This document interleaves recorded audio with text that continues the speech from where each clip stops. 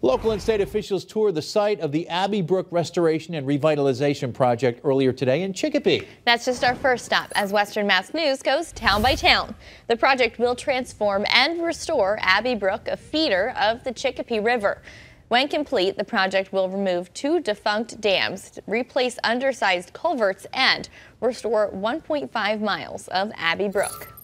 A job fair held today at the Gandara Center in Springfield. Guests having the opportunity to explore all sorts of different careers, including therapeutic training and support, counseling, and case management.